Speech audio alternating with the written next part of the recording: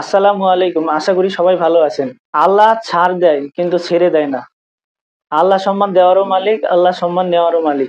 আপনারা নিশ্চয় এরই মধ্যে অবগত হয়েছেন, সাবেক আইনমন্ত্রী আনিসুল হক, সাবেক প্রধানমন্ত্রীর শিল্প উপদেষ্টা সালমান এফ রহমান গ্রেপ্তার হয়েছেন। এই খবরটি নিশ্চিত করেছেন Dhaka DMP police commissioner Mainul Hasan. তিনি জানান, গোপন সংবাদের ভিত্তিতে সদরঘাটে অভিযান চালিয়ে তাদের দুইজনকে আটক করা হয়েছে।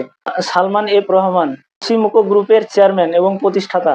সালমান এফ রহমান পালানোর সময় তার দাড়ি কেটে মুখ ঢেকে পালাচ্ছিলেন। বিষয়টি সন্দেহজনক হলে সেখানকার লোকজন পুলিশকে খবর দেয় এবং সেখান থেকে আইনমন্ত্রী আনিসুল হক ও সাবেক প্রধানমন্ত্রীর বাণিজ্য ও শিল্প উপদেষ্টা সালমান এফ রহমানকে আটক করেছেন।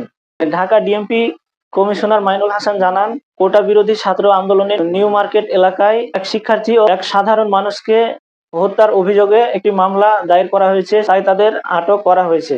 সেনাপ্রধান ওয়াকারুজ্জামান বলেছেন, তাদের আইনের আওতায় আনা হবে এবং তাদের সুরক্ষিত স্থানে রাখা হয়েছে।